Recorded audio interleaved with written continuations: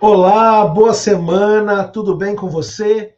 Que privilégio estarmos juntos mais uma vez para compartilharmos o tema do estudo dessa semana. Você sabe, neste trimestre, aqui no canal da Igreja do UNASP, Engenheiro Coelho, estamos estudando o tema do livro de Gênesis e nós chegamos finalmente à 10ª semana. Olha que privilégio estarmos juntos aqui. Você sabe, eu sou o pastor Júlio Ribeiro, responsável pelo Ministério da Escola Sabatina da Igreja do UNASP, Engenheiro Coelho, e sempre trazemos dois convidados, além do nosso amigo intérprete em Libras, aqui o Márcio, sempre dois convidados para compartilhar conosco o tema da lição desta semana. E esta semana nós iremos estudar sobre o tema Jacó Israel, o tema de número 10. Talvez você tenha estranhado aí um pouco o nosso atraso em entrarmos no ar essa semana, por questões de saúde, não conseguimos estar antes aqui com vocês, mas é um privilégio estarmos juntos a partir desse momento para finalmente estudarmos o tema da lição. Lembrando sempre você que nós gostaríamos muito que você seguisse o nosso canal da Igreja do UNASP, no YouTube, também nas nossas outras redes sociais, mas não apenas siga, se inscreva, também ative as notificações para você sempre receber ao vivo, ali no momento em que um novo vídeo entra no ar. Também deixe o seu comentário e deixe um like. Desta forma, muito importante, você estará engajado no nosso canal e receberá sempre informações em tempo real, ok? Que Deus abençoe você nessa nova semana, que você realmente alcance as bênçãos, a plenitude da bênção de Deus na sua vida essa semana. E para começar, eu sempre lembro que aqui à minha esquerda tem o Márcio, que é o nosso intérprete de Libras, Língua Brasileira de Sinais, para alcançar os nossos irmãos que são surdos, que não têm condições de nos ouvir. E para aqueles que são cegos ou têm baixa visão, nós temos a nossa autodescrição, tanto minha quanto dos meus convidados. Eu começo dizendo que eu tenho a pele um pouco clara, um pouco rosada, na verdade, o rosto arredondado, meus cabelos são pretos, bem baixinhos, cortados bem baixinhos, eu tenho olhos castanhos escuros, estou usando uma camiseta marrom e um terno de cor cinza claro. Atrás de mim tem 3 estantes de madeira escura com vários livros de teologia, várias bíblias também. Agora que eu já fiz a minha autodescrição, já lembrei você de nos seguir, nos acompanhar, agora também que você que é uma pessoa que está pela primeira vez, quem sabe, nos acompanhando, sabe quem nós somos, eu quero trazer aqui, apresentar os meus convidados, e eu começo pelo pastor Gilberto Tais, que é lá de Fortaleza, no estado do Ceará. Pastor Gilberto Tais, ele é diretor das áreas de mordomia cristã, saúde, família e Ministério das Possibilidades da Associação Cearense da Igreja Adventista. Ministério das Possibilidades, você sabe, aquela que trata da missão e do engajamento das pessoas com deficiência na Igreja Adventista. Pastor Gilberto, seja bem-vindo mais uma vez, sua boa semana, né? Suas boas-vindas a quem nos assiste e sua autodescrição também nesse momento. Obrigado, pastor. Olá, Júlio. Olá, Márcia, Márcio. É um prazer estar com vocês mais uma vez para aprender um pouco mais, discutir um pouco mais sobre a lição desta semana, e tenho certeza que vai ser uma grande bênção. Bom, como já foi mencionado, meu nome é Gilberto Tais, eu tenho a pele morena clara, eu uso óculos, né? Estou vestido aqui com uma camisa social azul, e por cima, um azul escuro, e por cima estou com um paletó, um blazer bege, bem claro.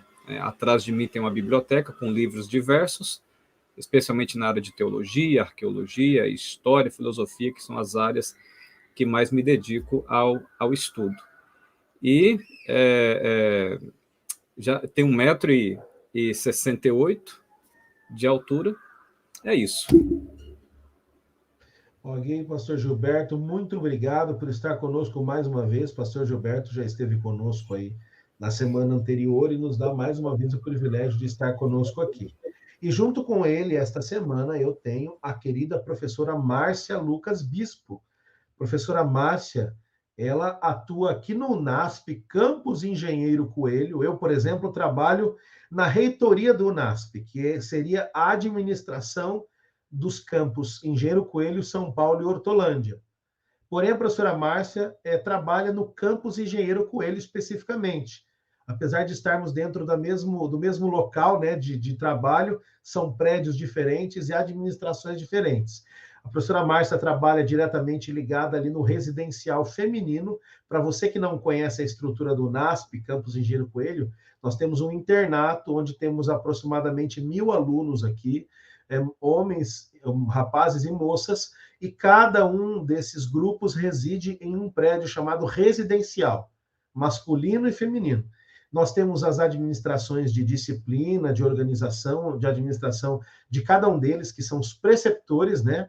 E temos também os responsáveis pela área espiritual. Nós temos uma direção geral espiritual no campus, não é? Temos aí um pastor novo chegando conosco, né, para liderar essa área, não é, professora Márcia?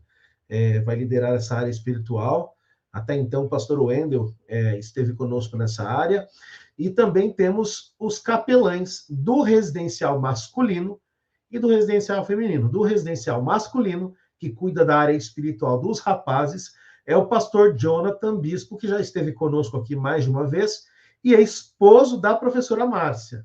Mas como a professora Márcia também é da área da teologia, a professora Márcia cursou teologia, o mestrado em teologia da igreja, ela cuida dessa área espiritual das moças, não é? Seria a nossa capelã, nossa pastora para as moças ali dentro do residencial. Professora Márcia, muito obrigado pela sua presença. Se quiser completar com algo que eu ainda não disse, e obrigado porque sempre me cobram. Pastor Júlio, onde estão as mulheres na lição da Escola Sabatina?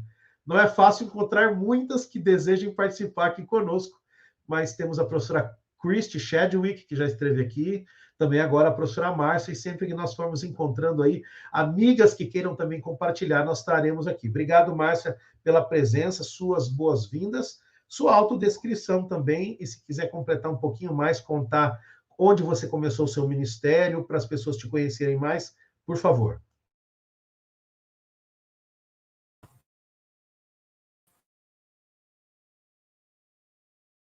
Precisa só abrir o seu áudio aí, professora Márcia. Isso.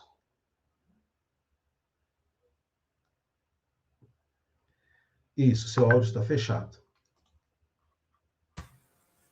Agora sim.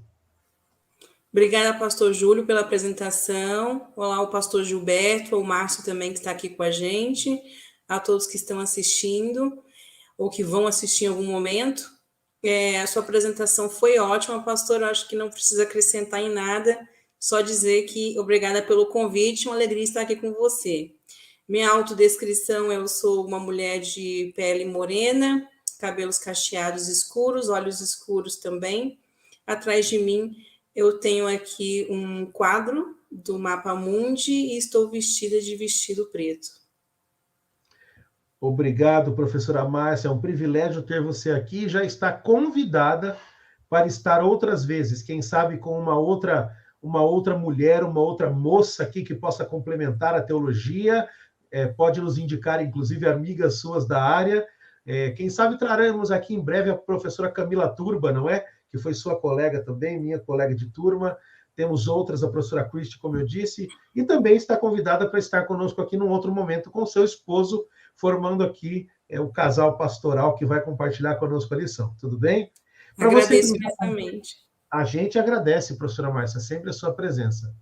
Para você que nos acompanha no canal da Igreja do UNASP, ou que está nos vendo em outro canal, que às vezes está repartindo, compartilhando essa mensagem, eu gostaria de lembrar que nós temos várias atividades aqui no canal da Igreja do UNASP. Você também pode seguir o canal do pastor Gilberto Tais, Fé ou Fideísmo. O pastor Gilberto Tais é ativo aí nas redes sociais, no YouTube, sempre com conteúdos muito legais. E também você pode seguir o canal Adventistas Ceará, que o pastor Gilberto ali participa também, é um dos administradores deste canal. Bom, estamos juntos aqui, eu disse, como para você, para estudar a lição 10, mas antes eu quero pedir à professora Márcia, que já foi apresentada aqui, está conosco a primeira vez e virá outras, para fazer a oração inicial para que entremos no tema. Por favor, professora Márcia, nesse momento.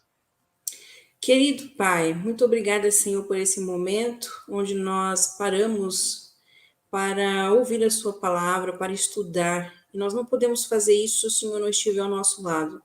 Envia o teu Espírito Santo para iluminar nossa mente, nosso coração, e que o Senhor venha nos ajudar a aprender, Pai, com as lições que nós encontramos aqui na história de Jacó.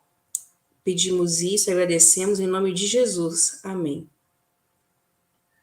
Amém, muito obrigado, professora Márcia. E para você que nos acompanha, lembrando, então, nós estamos estudando a lição de Gênesis este trimestre, não é? Vamos até o mês, ao final do mês de junho, depois entraremos uma nova temática. A cada 3 meses nós estudamos um tema ou um livro da Bíblia. Então é importante você estar sempre conosco, acompanhando aqui no canal da Igreja do NASP. Também compartilhe, copie o link, mande nas suas redes sociais, compartilhe com seus amigos, nos seus grupos de família, leve mais bênçãos para as pessoas ao seu redor. Jacó Israel, esse é o tema da lição desta semana.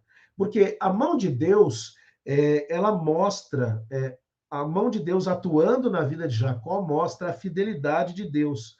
A história de Jacó, como ele passa a ser aquele que enganou seu pai, aquele que enganou seu irmão, e agora passa a ser alguém que dá origem a todas as tribos de Israel, mostra como Deus é fiel e como Deus atua na vida de todos, não é? E a história dos patriarcas é contada, então, na Bíblia, através das Escrituras, nos mostrando que Deus ele é muito fiel para cumprir as suas promessas, aquilo que ele falou aos antepassados, e até hoje, através da boca de Jesus, nós vemos, por exemplo, declarações na Bíblia, quando ele falando dos antepassados, ele fala do Deus de Abraão, de Isaac e Jacó. Esses 3 personagens são lembrados também no Antigo Testamento. Você vê uma referência a esses 3 personagens. Isso mostra como Deus atua e é fiel na sua aliança. Toda semana nós temos um verso para memorizar, e esta semana não é diferente. Eu quero convidar você a ler comigo o livro de Gênesis, capítulo 32, verso 28. Nós vamos ler juntos, vai aparecer na sua tela. Gênesis, capítulo 32, verso 28. Eu leio assim para que você me acompanhe na leitura da sua Bíblia ou aí na tela. Então disse Deus: seu nome não será mais Jacó, e sim Israel, pois você lutou com Deus e com homens e prevaleceu. Gênesis, capítulo 32, verso 28. Eu quero começar aqui com a professora Márcia. A lição de domingo, querida Márcia, tem como título Lutando com Deus. Nós já vimos na semana passada a história de Jacó com Labão, e agora, longe de Labão, ele tem uma outra experiência com Deus, não é? Agora, sabendo que seu irmão Esaú, em algum momento, ele quer buscar a Jacó para, quem sabe, matá-lo ou lhe fazer algum mal por aquilo que havia acontecido no passado, não é? Jacó ora fervorosamente. Nós vemos essa oração aqui, por exemplo, em Gênesis 32:6, que diz: sou indigno de todas as misericórdias e de toda a fidelidade que tens usado para com o teu servo. Gênesis 32:10 também traz uma declaração muito importante, como vimos aí. Jacó, na verdade, agora, ele está numa nova fase na sua vida e ele entende que ele está debaixo da graça de Deus. Professora Márcia, quando nós lemos o capítulo 32 de Gênesis, especialmente os versos 22 até 31, e se lermos também Oséias, capítulo 2, versos 3 e 4, uma pergunta surge: qual é o significado dessa história descrita aqui para nós na Bíblia? E antes de você responder, eu lembro a quem nos acompanha que nós somos um complemento, um comentário ao seu estudo da lição. Então, estude, dê pause, leia o texto bíblico e continue conosco aqui, né? Professora Márcia, nos ajude a entender o significado espiritual disso que é descrito aqui em Gênesis e também em Oséias, por favor. Eu acredito que Jacó está indo em direção àquele acerto de contas que foi adiado por tanto tempo. E esse adiamento, nessa conversa que ele vai ter com Esaú, não pode acontecer sem antes ele conversar com o próprio Deus. Porque a questão da primogenitura não é uma coisa apenas entre ele e o irmão. Eles eram gêmeos e ele nasceu em segundo lugar. Então, ele não tem direito à primogenitura e ele usurpou. Não se usurpa a bênção, né? A bênção você recebe. E aqui ele precisa conversar com Deus.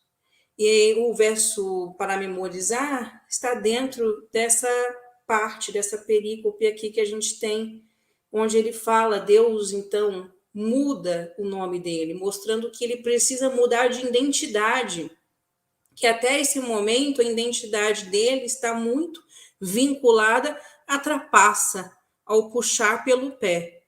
Mas aqui ele precisa de, na verdade, lutar é com Deus. Não são com as pessoas, com o pai, com a mãe ou com o irmão, mas é com o próprio Deus. Então Deus muda o nome dele e muda a identidade dele.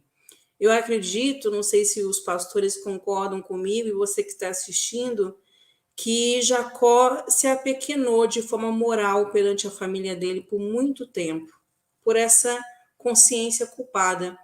A gente vai ver alguns episódios que vão acontecer e a gente sente falta na narrativa do posicionamento de Jacó, quando as coisas acontecem na família, quando episódios muito difíceis acontecem. E aqui ele recebe um novo nome. Agora ele não é mais aquele que puxa pelo pé, o trapaceiro, mas ele é aquele que lutou com Deus, ou aquele homem que vê a Deus, o que significa Israel. Então essa história ela é central na história de Jacó. Ela mostra uma transformação de identidade, ela mostra uma pendência que ficou lá atrás, mas que precisa ser resolvida. E ela ensina para a gente que, às vezes, é preciso voltar atrás. Voltar atrás em histórias que a gente não resolveu lá no passado, mas que, com a força de Deus e com a graça de Deus que a gente tem aqui circundando Jacó o tempo inteiro, a nossa história não precisa ser definida pelo passado. Ele tem um nome, que é uma definição para ele muito grande, que é quase um destino em todas as histórias que ele vive, mas depois Deus fala, não, isso não é uma predestinação. A sua escolha e a resolução da nossa questão pode mudar a história para frente. E é isso que a gente vê aqui. Deus entra em conversação com ele e ele recebe essa nova identidade. Professora Márcia, muito obrigado, muito boa essa colocação, e eu vou passar a palavra para o pastor Gilberto Tais complementar, mas é interessante essa questão de que Jacó, ele precisava se resolver com Deus antes de se resolver com seu irmão. E isso é uma lição para nós, para você que nos acompanha. Talvez existam situações que você precisa resolver na sua vida, talvez uma situação com seu esposo, com seus filhos, uma questão que você precisa legalizar, organizar, mas você sempre precisa ir a Deus primeiro. E eu achei muito interessante essa colocação que você fez, porque o nome havia, naqueles tempos, uma ligação muito grande do nome com o caráter, não é? E ao Deus permitir que o nome de Jacó fosse mudado, é como se Deus estivesse dizendo, olha, você agora vai ser conhecido como uma nova pessoa. Tudo que você fez no passado deixa de ser levado em conta, por quê? Porque você entendeu. E esse lutar com Deus, eu achei muito interessante, pastor Gilberto, já vou lhe passar a palavra, mas aqui é dito que ele recebe uma mudança de nome, porque ele luta com homens, ele luta com Deus e ele prevalece. Lutar com Deus e prevalecer não é vencer a Deus, mas é ser vencido por Deus. Eu acho isso muito interessante. Porque aquele que se torna vencedor diante de Deus é aquele que se rendeu diante de Deus e reconheceu o quanto ele era pequeno perto da grandiosidade de Deus. Então, eu vejo aqui algo muito interessante, eu gostei muito da sua colocação. Obrigado, professora Márcia. Pastor Gilberto, por favor, faça o seu complemento. Olha, Jacó, ele adquiriu consciência do mal que havia praticado. Então, ele fugiu. Jacó foi ameaçado de morte. Ele ficou muitos anos exilado de sua família. né? De sua família, a sua família e o seu clã estavam em perigo, e Jacó, ele se sentia esmagado pelo medo, esmagado pelo terror, e sua culpa o perturbava constantemente. Bom, tudo que acabei de mencionar, a causa de tudo isso foi o próprio Jacó. E agora é por isso que ele resolve buscar a Deus em sua misericórdia, em seu perdão. Tanto é que Ellen White comenta que o erro que determinara o pecado de Jacó a obter pela fraude a primogenitura estava agora apresentado claramente diante dele. Então, olha que interessante, o entardecer às vezes uma imagem de angústia, é um momento para revelações que às vezes são boas e às vezes são terríveis. Mas esta seria a noite que Jacó encontraria luz em meio às trevas que ele vivia. E como a Márcia bem falou, nada melhor do que iniciar uma luta com Deus através da oração. E a luta com Deus sempre deve começar com a oração. E não apenas com a oração, mas na solidão. Mas é aí, na oração, mesmo solitária, é que encontramos as grandes e maiores vitórias espirituais, e Jacó é um exemplo disso. Muito bem lembrado, pastor Gilberto, obrigado pelas suas colocações também. Realmente, nós devemos nos espelhar nesse exemplo. A lição de segunda-feira, pastor Gilberto Tais, tem como título O Encontro de Dois Irmãos. E nós sabemos que ali a partir de Peniel, né? E Peniel significa vi Deus face a face, Gênesis 32:30 traz essa informação, é o lugar ali onde ele teve essa experiência com Deus. Eu não vou entrar aqui na discussão, que cada um tem uma opinião, aquela ideia de que ninguém jamais viu a Deus, como nós temos em João uma declaração dentro de um contexto, mas nós vemos várias vezes homens e mulheres vendo a Deus. Talvez não viram a Deus na sua plenitude, porque senão seriam consumidos pela glória de Deus, não é? Mas nós temos várias referências de homens e mulheres vendo a Deus no Antigo Testamento. Enfim, mesmo depois do pecado, o que é dito é que Peniel significa ver Deus face a face.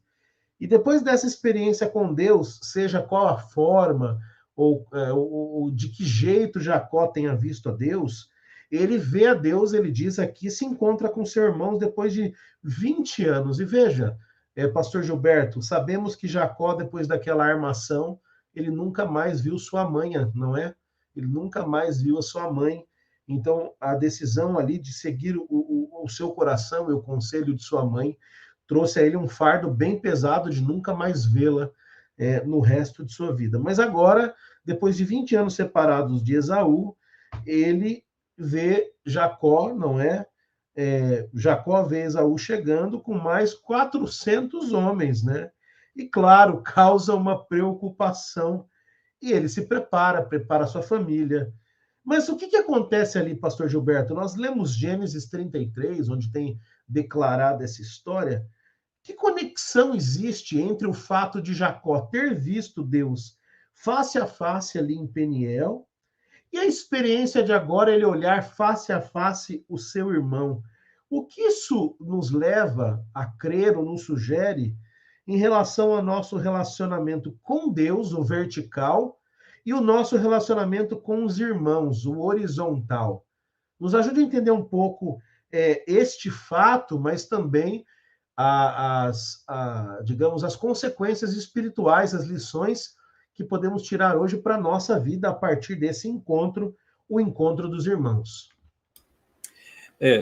Olha, é muito mais fácil entender essa narrativa se a gente observar além do retrato humano que é apresentado na história.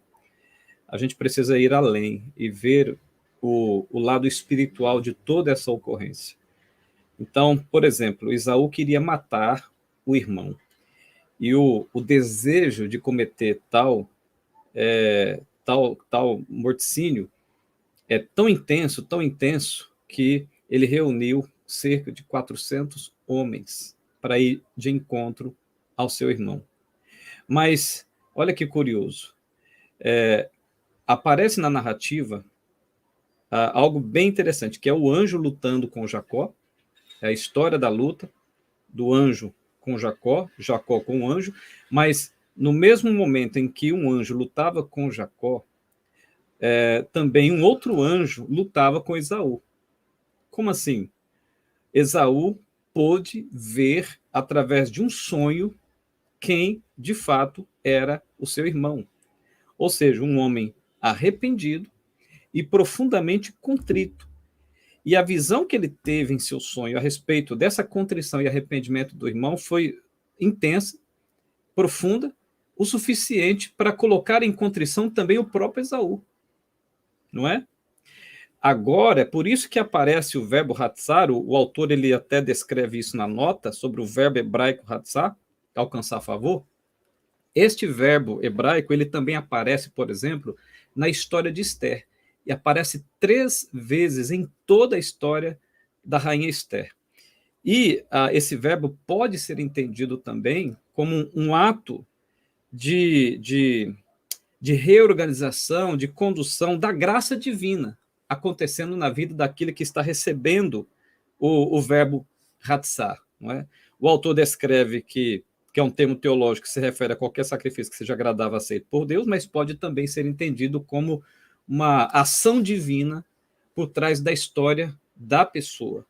Isso acontece na história de Esther, isso acontece na história de José, por exemplo, e isso acontece aqui na história de Jacó. Tanto é que nós vemos o anjo do Senhor atuando ali com Jacó, mas o anjo do Senhor também atuando com o irmão Esaú.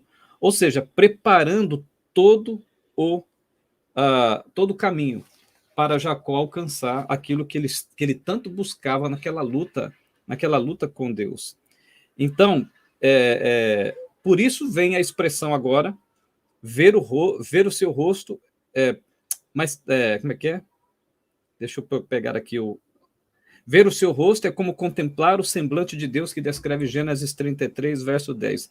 Por que ver o seu rosto é como contemplar o semblante de Deus? Porque, notoriamente, Jacó percebeu que a dádiva que ele acabara de receber, a graça que ele acabara de receber, o perdão do irmão era, de fato, uma atuação divina, tanto na vida dele, quanto na vida do próprio irmão. E esse reconhecimento foi tão impactante, essa contemplação foi tão profunda, que ver o rosto do irmão é como ter visto a própria face de Deus. Repetindo, por quê? Porque ele viu claramente a mão divina atuando em toda a história dele com o irmão. Muito bom. Professora Márcia, por favor. Eu acho muito linda essa parte que o pastor explicou muito bem, porque a gente vê um milagre acontecendo, e é o milagre da reconciliação. O texto diz que, lá na história anterior, 27:41, de que Esaú começou a odiar o seu irmão, e isso aconteceu por 20 anos. Imagina o quanto de ódio que existia nessa relação. Como o pastor falou, fúria e vontade de realmente matar. E aqui o texto fala que quando eles se encontraram, algo aconteceu. Jacó começou a se prostrar perante o seu irmão, e se prostrou muitas vezes. E o texto bíblico fala, lá no capítulo 27, que essa é uma das bênçãos que o pai tinha proferido a Jacó de forma errônea. Era para ser para o primogênito, mas acabou vindo para Jacó, de que nações se prostrariam perante ele. Então, essa é uma ação de devolver o que foi roubado. Assim como o Antigo Testamento recomenda que tudo que você roubou, você deve devolver, aqui a gente vê Jacó devolvendo essa honra ao seu irmão. Então, eu roubei a sua primogenitura, eu roubei o seu lugar de honra e de primazia na família, essa aliança que nossos pais tinham com o filho mais velho, mas aqui eu estou de volta para devolver o que eu roubei. E aí o coração de Esaú muda completamente, porque ele percebeu o reconhecimento do erro. E aí o texto fala que ele correu ao encontro, Esaú correu ao encontro e abraçou, arrojou-se-lhe ao pescoço e o beijou e choraram. Então, nessa dinâmica familiar tão complicada que existe nessa família, com os pais, com os irmãos e com os filhos de Jacó também, há perdão e reconciliação quando se percebe, se reconhece o erro e se devolve o que foi roubado. Então, a gente vê aqui um milagre que aconteceu entre os dois, obra do anjo do Senhor. Excelente, excelente, professora Márcia. E isso tem um símbolo muito forte, por quê? Porque tanto o ato de Jacó, né, de forma simbólica, abençoar o seu irmão, aquilo que ele não pôde ter do seu pai, e o ato de Esaú de aceitar o perdão, tem um simbolismo muito forte, porque Jacó poderia ter dito, mesmo se resolvido com Deus, ele poderia ter dito, olha, essa situação eu não posso fazer nada, mas ele tem um ato. E Esaú poderia ter optado por não perdoá-lo, não é? Mas a Bíblia assim já diz, aquele que, como é que nós podemos não perdoar as ofensas dos outros, porque só assim Deus perdoa as nossas ofensas. Então Jacó, ele tinha realmente essa intenção de abençoar o irmão, e me chama a atenção o fato de Esaú ter aberto o coração, o pastor Gilberto vai falar, mas ter aberto o coração para aceitar o perdão do seu irmão. E isso muda a vida dos dois, não é? Isso é muito interessante. Pastor Gilberto? Eu só queria dizer, Júlio, e dizer para os amigos que nos assistem, como é impressionante ver a bondade, a misericórdia, a compaixão de Deus. Veja, Jacó não tinha ideia do que estava acontecendo fora do contexto da luta dele. Tudo que ele conseguia enxergar era apenas o seu próprio contexto. E por isso a sua luta é intensa. Por isso o seu temor, essa necessidade incessante de ter certeza absoluta da graça, da bondade de Deus, do perdão de Deus ali naquela luta com o anjo, que Ellen White vai dizer que era o próprio Cristo. Então, assim, ele não tinha noção do que estava acontecendo em seu favor, fora do seu eixo, fora do seu quadrado. E a narrativa mostra para a gente que Deus atuava tanto ali quanto em qualquer outro lugar que estava ligado, conectado a esse contexto da busca do perdão de Deus a Jacó. Assim, amigos, é com a nossa vida. Deus, ele age em nossa vida, ele intervém em nossa vida quando a gente entrega, quando a gente tem contrição pelo mal cometido, quando a gente deseja ardentemente o seu perdão, a sua misericórdia, a sua compaixão. Ele age em nossa vida, mas ele age assim, no todo, incluindo nas situações, nas circunstâncias que, embora distantes do nosso eixo, do nosso quadrado, mas que estão diretamente conectadas à bênção que eu preciso receber naquele momento, que é o da misericórdia, da compaixão, do perdão. Por isso que eu citei, inclusive, agora há pouco, a história de Esther e a história de José, porque são duas histórias incríveis que mostram isso, né?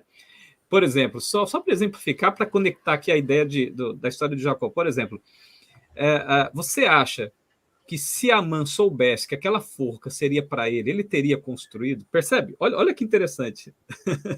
Você acha que Mordecai achava que ele não seria enforcado naquela forca, caso soubesse que ela estava sendo preparada para ele? Percebe a dimensão da coisa? Coisas que acontecem sem a nossa perspectiva, sem a nossa visão, sem o nosso conhecimento, mas Deus tem a percepção, Deus tem o conhecimento das coisas, e ele atua mesmo em circunstâncias que a gente desconhece, que a gente não sabe, a gente vai descobrir lá na frente. Quando a gente olha para trás e vê claramente a mão de Deus agindo em várias facetas, em várias situações, em várias circunstâncias da nossa vida.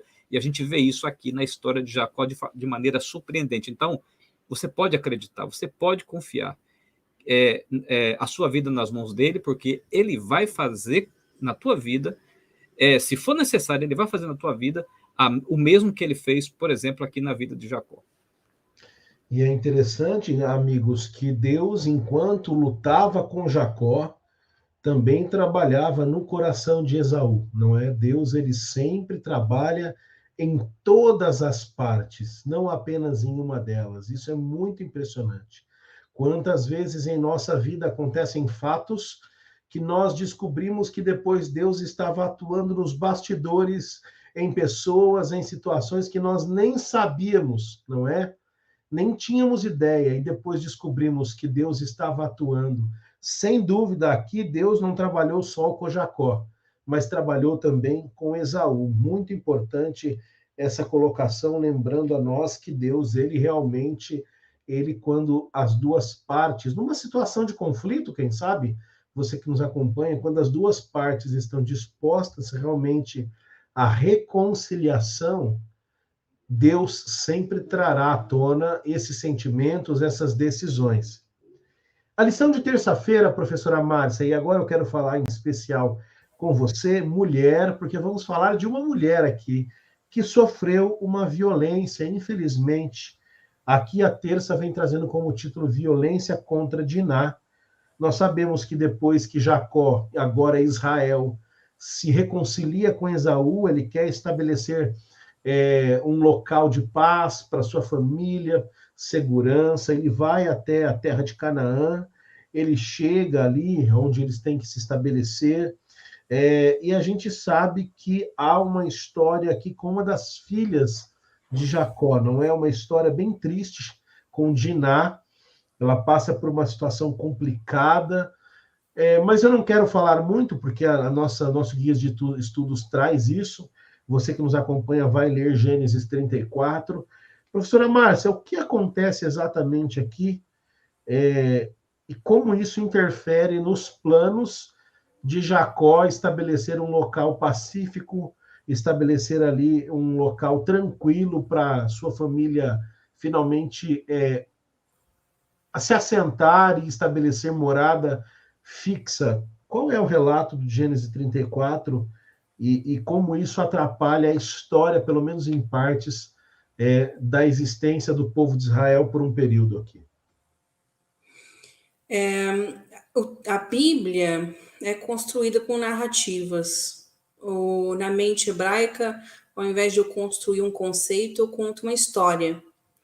E aqui a gente tem uma história que não é apenas uma reticência na história de Jacó, mas é um marco, é uma história muito forte de injustiça contra uma das filhas de Jacó. Então o texto fala que essa menina, no verso 1 do capítulo 34, foi passear para ver amigas, filhas da terra, e então vem Siquém, um homem príncipe daquela terra, tomando-a, possuiu e assim a humilhou. A gente vê aqui um relato de um estupro, de um abuso sexual. E a gente, então, vê os prejuízos e as consequências do que pode acontecer quando uma violência dessa acontece.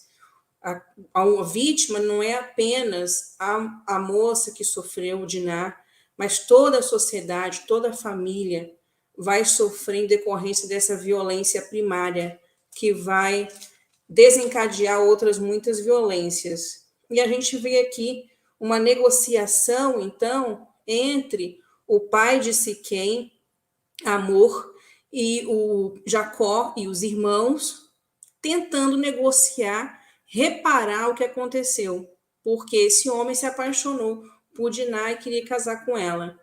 No entanto, a gente não vê ninguém aqui conversando sobre Diná, perguntando como ela está, o que ela quer. A questão é resolver o problema social, a aparência que isso pode acontecer, por ele ser um príncipe, e ele está ali no meio dessa cidade, e Jacó com seus filhos, e a questão é simplesmente silenciar o que aconteceu. Vamos resolver o problema, vocês podem viver com a gente, Jacó, sua família vão ser bem-vindos aqui, os siquenitas vão poder casar com as filhas de Jacó e o contrário. Então, vamos resolver esse problema. Isso ali era uma armadilha. E aí, o que Jacó tem a dizer sobre armadilhas? E sobre fraudes? E sobre enganos? Ele tem pouco a dizer. Ele poderia dizer, como pai, como patriarca, ele poderia se colocar, se posicionar, mas ele não tem essa atitude. A gente não encontra Jacó aqui interferindo nem na injustiça contra Diná e nem depois com relação aos filhos dele. Ele dá uma pequena bronca neles, muito superficial.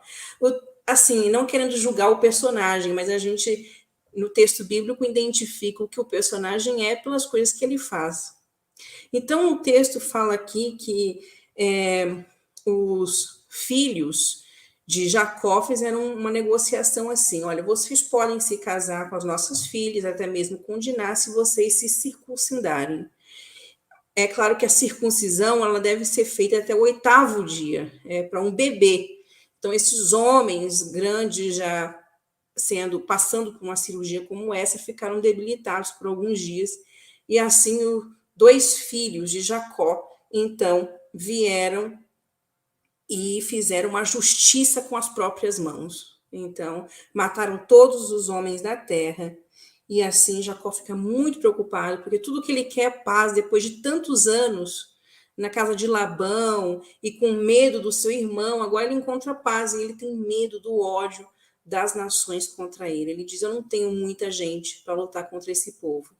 Jacó não se posiciona com relação a Diná e nem com relação aos seus filhos. Eu acredito, não sei se vocês concordam, por uma culpa ainda da história passada. Ele sabe o que é tentar conseguir coisas boas, justiça com as próprias mãos, e ele sabe também o que é fraudar. Por isso, pouco ele fala com relação a essa história. E a gente vê aqui os irmãos, então, vingando a Diná, e eles falam no final: abusaria ele da nossa irmã como se fosse prostituta? E a gente não deixaria isso acontecer. Essa é uma história muito triste, que mostra muitos erros nas dinâmicas familiares. Uma delas é a incapacidade da gente proteger algumas pessoas da nossa família que podem estar vulneráveis a abusos. E isso continua. Infelizmente, a quantidade estatística de pessoas que sofrem abuso dentro das famílias cristãs não é diferente das que não cristãs. Então, isso é uma coisa para a gente pensar, essa é uma história que nos leva a refletir sobre isso. E a segunda coisa é que a gente precisa se posicionar moralmente. Mesmo que a gente já tenha errado no passado, isso não nos impede de, a partir de uma transformação como ele recebeu, mudando de nome, se posicionar e dizer o que é o certo. Existia uma forma aqui de reparar com relação a Diná, o que ela sofreu? Claro que emocionalmente isso é impossível, mas talvez matar uma nação inteira não fosse a melhor solução, porque violência gera violência e não cura. Muito bem, professora Márcia. Talvez, eu vou passar a palavra ao pastor Gilberto, talvez Jacó se sentisse impotente ou ainda culpado, porque ele sabia que muitas das vezes no passado ele havia causado, né, sofrimento, dor, perda a terceiros. Quem sabe isso o impedia de ter, digamos assim, uma moral completa como líder da nação. Aqui nós estamos conjecturando, mas talvez essas questões do passado ainda refletissem na posição de Jacó, né? Pastor Gilberto, por gentileza, complemente o que você iria comentar aí. Sim, Márcia falou muito bem sobre esse episódio, e sempre tem um start para as coisas boas e também para as coisas ruins. A gente sabe que a vida de Jacó ela é cheia de incidentes, e por isso sempre desperta muito interesse daqueles que estão estudando a história. Mas alguns pontos são importantes considerar, que vai culminar em todo esse desastre. Ao invés de se estabelecer em Siquém, por exemplo, Jacó deveria ter mudado para Betel. Jacó deveria ter ido para Betel. Então, o relato desses versos é tão triste que a gente não vê, por exemplo, a menção de Deus na narrativa. E tal história nos adverte em relação ao lugar onde moramos, com quem nos associamos e onde e com quem nos assentamos. Isso me faz lembrar de Salmo 1, verso 1. Uma advertência. Bom, Jacó disse, por exemplo, só para ter uma ideia de que não foi uma situação surpreendente de forma alguma, Jacó disse a Esaú que o seguiria até Seir. E, mais uma vez, não foi fiel às suas próprias palavras. Ele foi para a terra de Sucote, onde habitou. E de lá, ao invés de ir para Betel, que foi o local onde ele teve aquela visão da escada celeste, é o local que ele deveria ter ido, ele foi para Siquém e ali comprou terras e foi morar bem de frente da cidade. Então a gente percebe que toda essa tragédia mencionada pela Márcia, toda essa tragédia, ela não foi uma tragédia surpreendente, ela foi uma construção de escolhas e decisões erradas desde o princípio. Desde o princípio. Mas eu quero finalizar essa parte dizendo o seguinte, que se você, por exemplo, você que está nos assistindo, se você tem um passado difícil, complicado e escolhas erradas, desastrosas como as de Jacó, saiba que tem um Deus que está te observando e esperando apenas uma atitude semelhante à de Jacó, de arrependimento, de contrição, de luta pelo perdão e do redirecionamento. É claro que a intervenção divina requer da gente uma reorganização das escolhas, das decisões, é o que a gente vai comentar daqui a pouco. Perfeito, perfeito, pastor Gilberto. Realmente, nós aprendemos a cada dia na vida cristã e vemos nas histórias dos patriarcas, dos profetas, dos reis, que escolhas positivas levam a resultados positivos e más escolhas trazem resultados negativos. Apesar de termos um Deus que sempre nos perdoa e nos dá uma nova chance, ele não tira as consequências de nossos atos, nos permite viver com elas. A lição de quarta-feira, pastor Gilberto Tais, e depois na quinta-feira eu vou trazer a professora Márcia de novo, mas ela está livre para comentar na quarta, porque na quinta teremos a história de uma outra mulher aqui. Mas a lição de quarta-feira traz como título Idolatria Prevalecente. Nós sabemos que depois do que acontece ali de Jacó, junto com os cananeus, etc., ele exorta o povo, eles saem de Siquém, deveriam ir a Betel. Na verdade, Deus exorta a Jacó, né, que ele deveria deixar Siquém e retornar a Betel, como o senhor bem colocou. Porém, isso não acontece. Quando a gente dá uma olhada, pastor Gilberto Tais, aqui, na continuidade de Gênesis 34, que é a continuidade da história depois do estupro, da violência contra Diná, a partir do verso 30 até o 35:15, que lições nós aprendemos a respeito da verdadeira adoração? Aprendemos a respeito de idolatria? O que fica bem latente para nós que lemos essas narrativas nos dias de hoje? Primeiramente, a gente, ao ler de forma minuciosa a narrativa, a história, a gente percebe que, nesse capítulo, Jacó faz uma espécie de retrospectiva de tudo o que ocorreu, e ele, então, resolve tomar atitudes. E Jacó, por exemplo, a Márcia até comentou isso no começo, Jacó resolve assumir ou reassumir a liderança da família. Porque quem tomava a frente de tudo eram os filhos. E tomavam atitudes imaturas, precipitadas, sem análise de consequência e sem levar em consideração o ponto ético-espiritual. Então, Jacó ele toma atitudes e ele começa a colocar ordem. Veja, atitude que ele já deveria ter tido antes. Ele começa a colocar ordem na família, em especial nas atitudes dos filhos.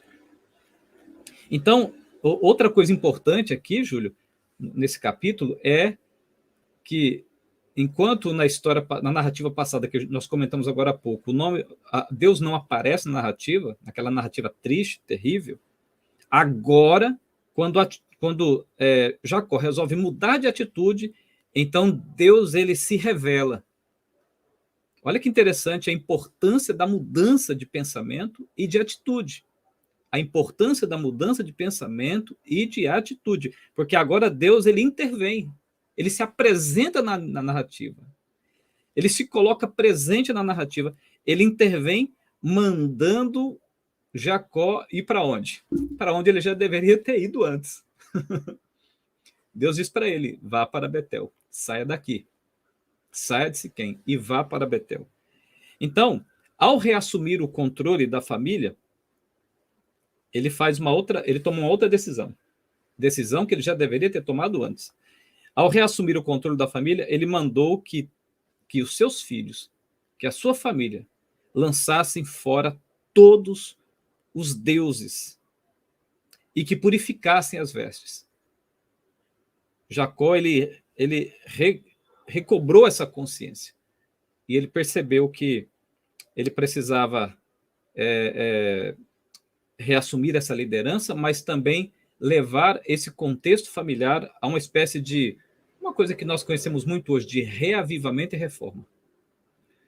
Então ele levanta, depois disso, quando ele chega em Betel, ele levanta um altar lá em Betel. E o que acontece? Deus honra a sua decisão.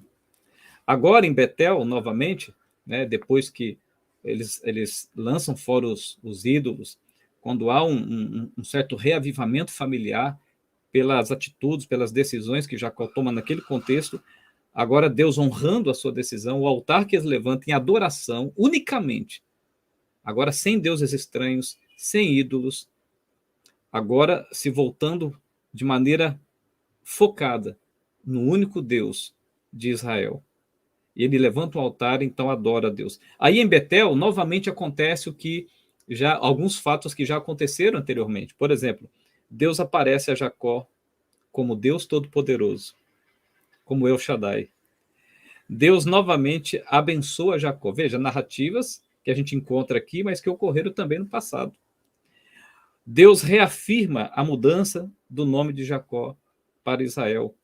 Deus ordena que seja fecundo e que ele se multiplique. Deus confirma a promessa de Jacó ser uma nação numerosa, promessa que havia sido feita a partir ali de Abraão. Deus confirma a promessa de que reis procederiam de Jacó. E Deus promete a Jacó e a sua descendência a posse da terra que ele tinha dado também a Abraão e também a Isaac. E qual foi a reação de Jacó? Diante dessas inúmeras bênçãos, desse feedback positivo da bênção divina, a reação de Jacó é o que está registrado em Gênesis 35, verso 14 e verso 15, que diz assim: Então Jacó erigiu uma coluna de pedra no lugar onde Deus falara com ele, e derramou sobre ela uma libação e lhe deitou óleo.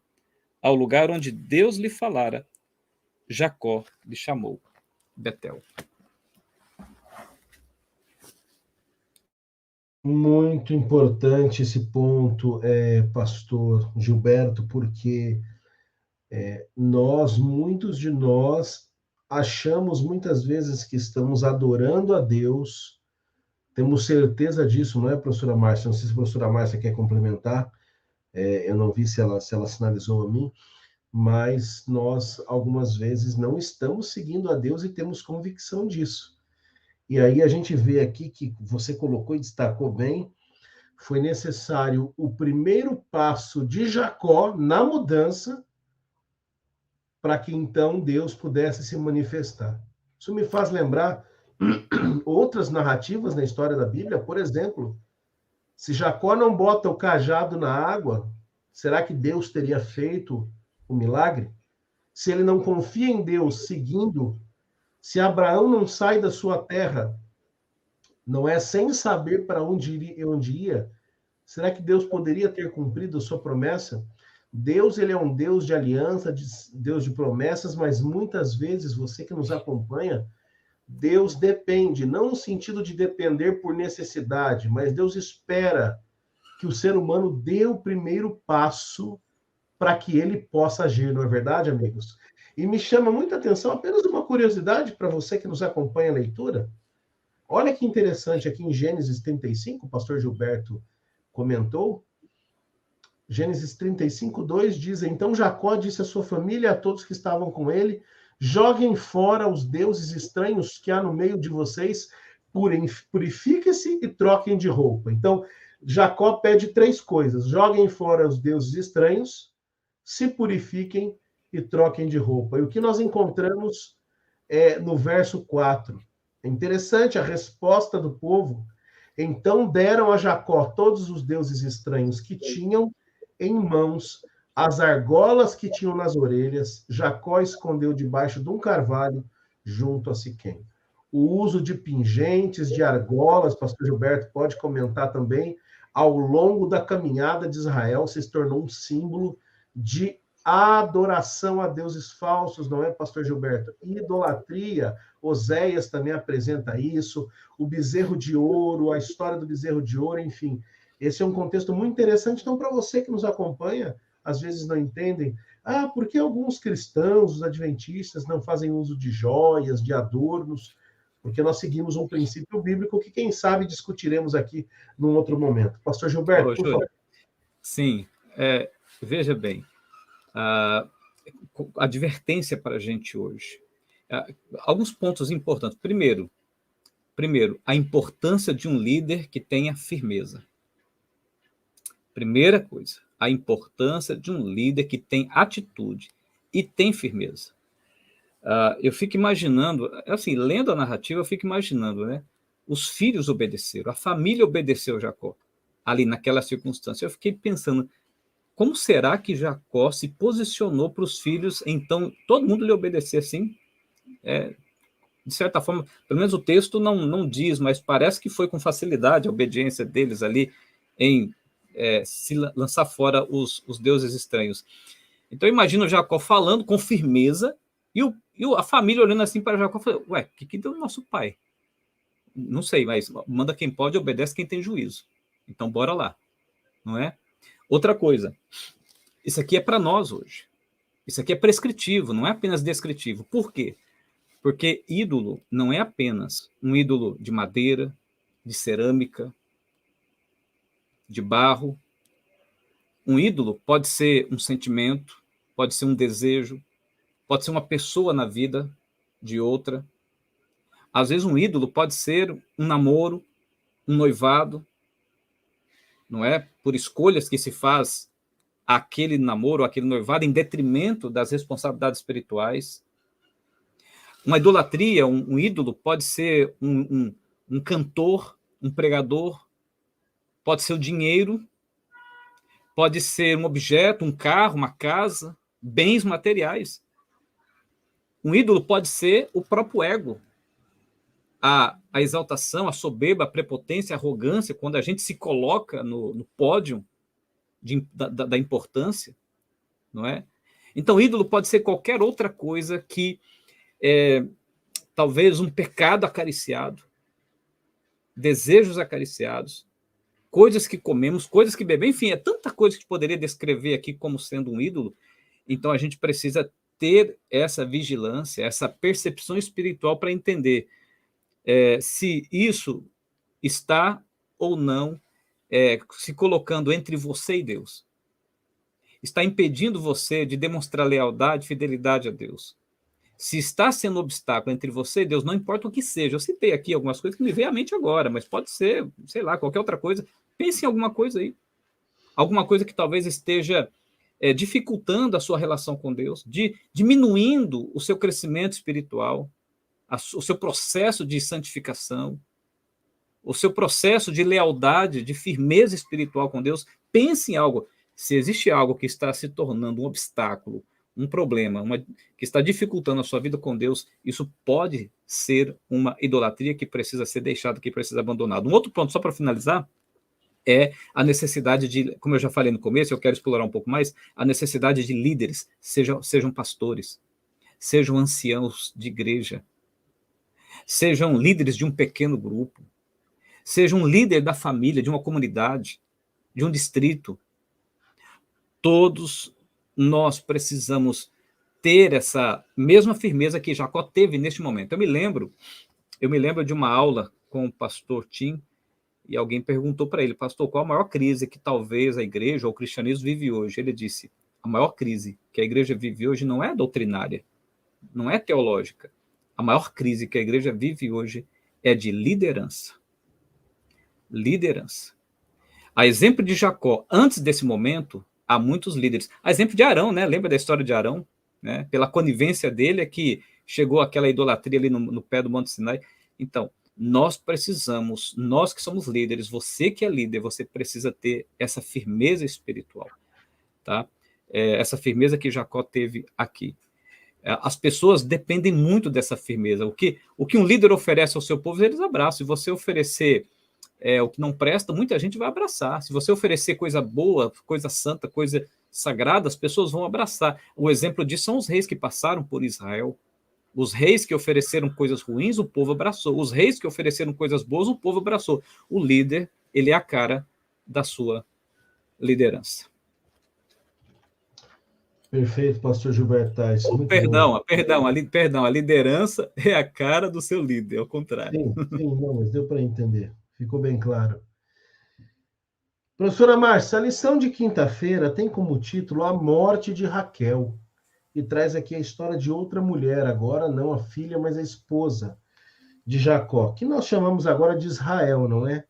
Quando ele sai ali de Betel, 3 incidentes acontecem.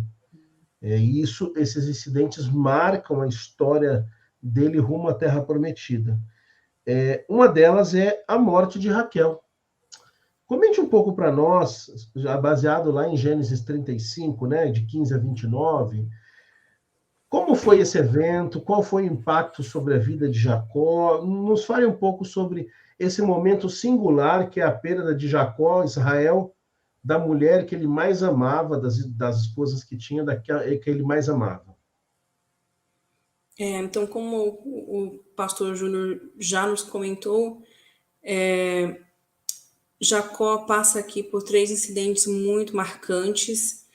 Primeiro, o nascimento do seu filho Benjamim, um filho que nasceu através de muitas dores. Então, imagine a mistura de sentimentos que ele viveu ali, tendo o filho dessa esposa tão querida, mas também a morte dela, uma após a outra, um acontecimento após o outro. O texto fala que a mãe denominou o filho Benoni, porque ela teve esse filho com muitas dores. Mas o pai olhou para aquela situação e deu um nome totalmente diferente para ele, que é Benjamim, que significa filho da mão direita, apontando para o sul, a terra prometida. Então ele vê esperança na morte, que é o fim, ele vê recomeço, que é uma esperança que vai vir através das gerações futuras, através de Benjamim. O texto fala que ali ele levantou uma coluna em homenagem à sua esposa Raquel, a esposa que ele trabalhou 14 anos para poder casar com ela. Mas ali naquela cidade, Efrata, aconteceu um outro acontecimento aqui também, que foi quando Rúben se deitou com uma das concubinas de Jacó, Bila. E aí, aqui o texto da lição nos comenta o porquê, né? Não sabemos o porquê ele cometeu esse ato. A gente sabe que é um ato escandaloso, mas a gente não entende muito bem o porquê ele fez isso. O autor da lição aqui pensa na possibilidade de ele estar querendo honrar sua mãe, porque após a morte de Raquel, Jacó continuou com a sua vida, com um filho bem novinho, com as suas concubinas. Então, ali pode ser que Rúben ao tentar honrar sua mãe, que já não estava mais lá, cometeu esse ato. Eu acredito também que tem um ato de afronta aqui, porque como o pastor Gilberto falou, ele por muito tempo perdeu a liderança, perdeu o papel do pai ali na sua família. E Rubem é o filho mais velho, é o filho que provavelmente toma uma certa liderança ali naquela família. A gente vê que quando Diná foi abusada, o pai de Siquém não fala diretamente apenas com Jacó, mas conversa com os filhos também. Eles têm uma liderança, eles têm um papel. E ali, como o filho mais velho, Rubem, então afronta o seu pai. Eu acho que é uma forma de dizer que ele não tem tanta autoridade assim. E ele usurpa a mulher que não é dele, é a mulher do pai. E aqui eu tenho uma frase muito interessante, né, de Mark Twain, que fala que a história não repete a si mesmo, ela rima. E aqui a gente tem uma rima, um eco de usurpação. É uma história antiga, é da usurpação, mas usurpação tem a ver com usufruir daquilo que não lhe é direito. E a gente tem aqui Rubem fazendo esse ato de usurpação e de afronta ao pai. A gente tem muitas consequências ruins nessa dinâmica familiar aqui. A gente tem luto, a gente tem nascimento de um filho querido, a gente tem uma usurpação de um privilégio que não é seu. Isso mostrando que os filhos de Deus e o povo de Deus pode passar por momentos na família muito complicados.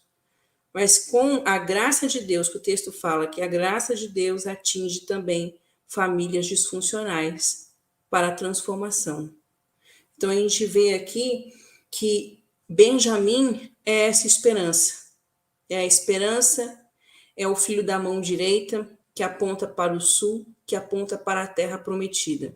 Nesse nosso deserto, nesse nosso caminho, muita coisa triste e feliz acontece. Mas a nossa visão deve estar sempre apontada para o sul, né? Sempre apontada para a terra prometida ou para a salvação que vem de Deus.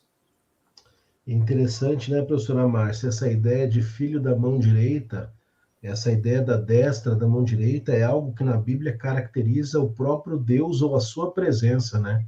A bênção de Deus, a presença de Deus. Então, mesmo em todo infortúnio, toda dificuldade, toda disfuncionalidade desta família, passou por altos e baixos, por erros equívocos do seu pai, do seu patriarca, dos seus filhos, dos filhos dele, de tantos aqui. É impressionante como Deus ainda mostra a sua presença, a sua bênção sobre a vida de Israel.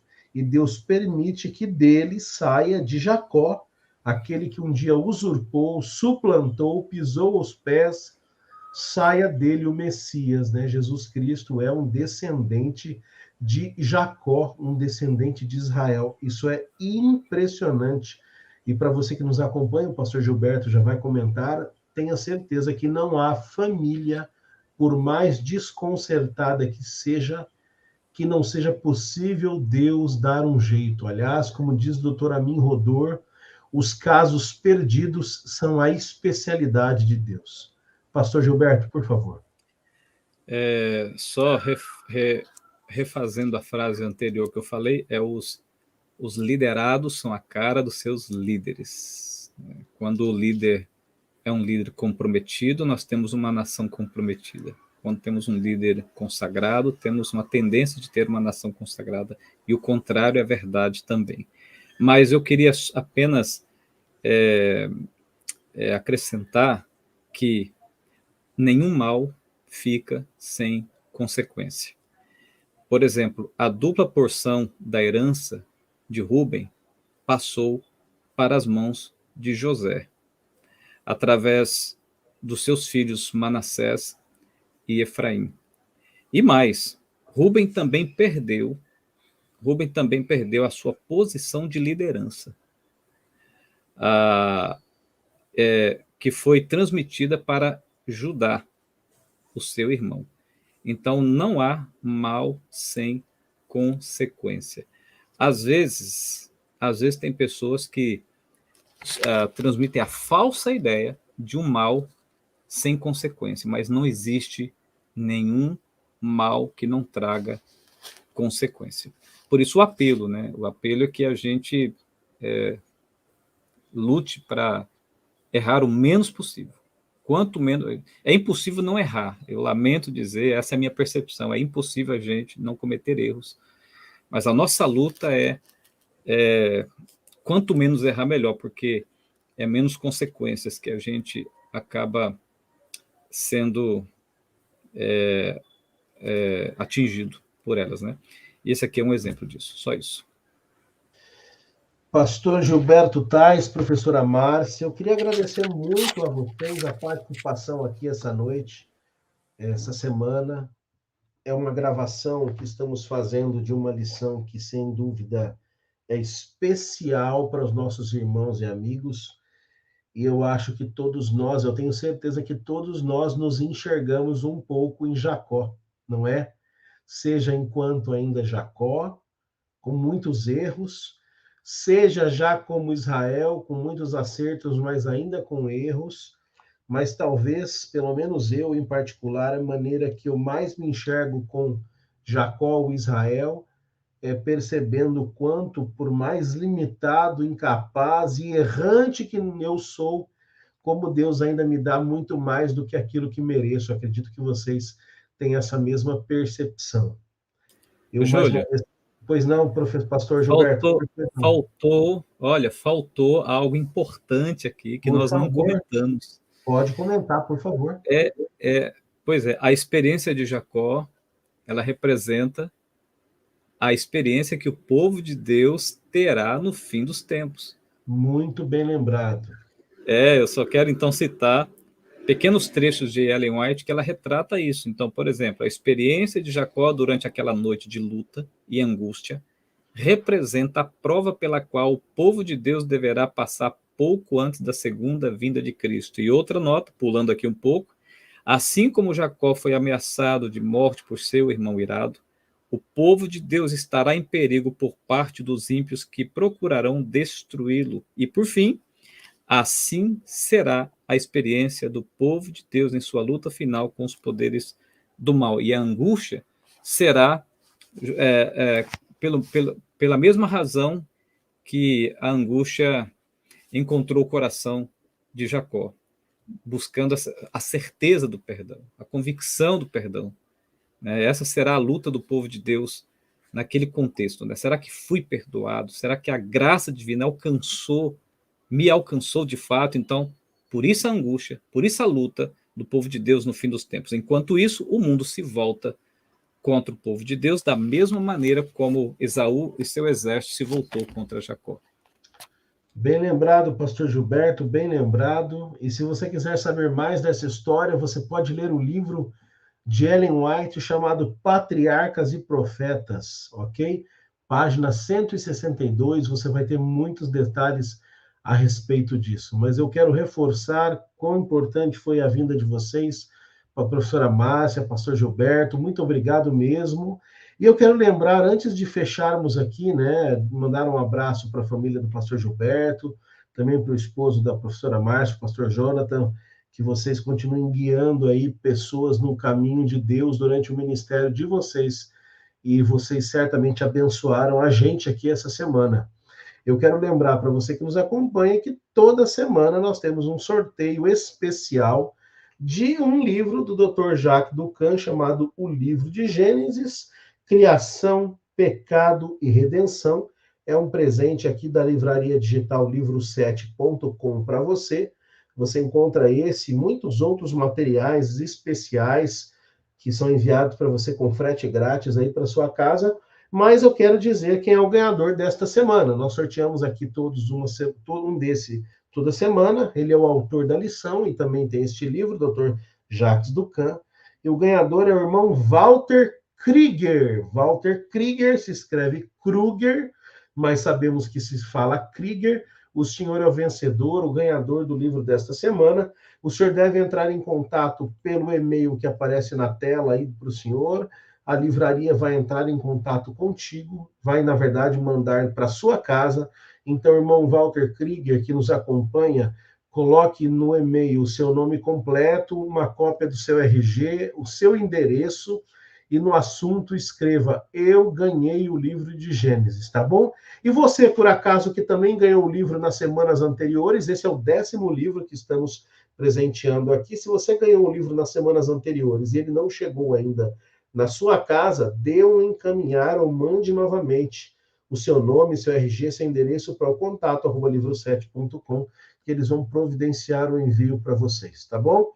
E se você quiser entrar em contato conosco, eu já divulguei, pastor Gilberto Tais, estou formando aqui uma classe bíblica especial, não será transmitida, será num ambiente fechado, mas se você quiser estudar a Bíblia conosco, você, de repente, que não é membro da igreja e quer ter uma lição semanal para estudar a Bíblia comigo, você pode me escrever para este e-mail, julio.ribeiro@unasp.edu.br. Nós ainda temos algumas vagas, serão apenas 12 alunos para essa classe bíblica especial que estaremos fazendo.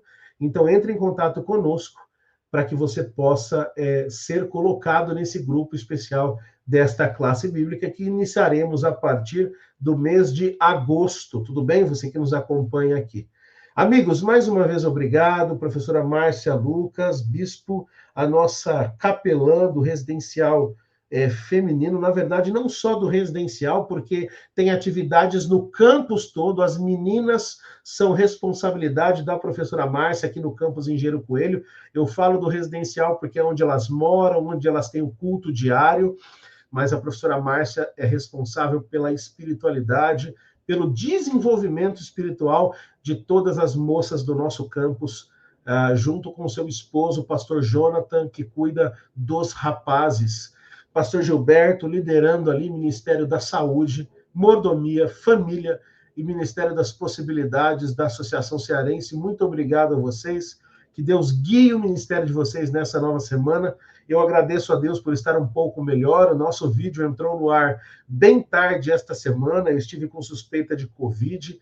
Graças a Deus o teste deu negativo, mas eu estava derrubado. Acredito que se não era Covid, era a H3N2 ou alguma outra dessas gripes que deixam a gente de cama, não é? Vocês já passaram por isso e sabem como é complicado. Mas agradeço a Deus por estar reestabelecido e peço ao pastor Gilberto Tais que faça neste momento, por favor, a oração encerrando o tema desta semana, mas antes lembrando a você, se inscreva, ative as notificações, deixe o seu like, faça um comentário e compartilhe este link com seus amigos, com sua família, para que outros, assim como eu e você, possam se enxergar na vida de Jacó. Mesmo com erros, estamos debaixo da graça de Deus. Pastor Gilberto, por favor.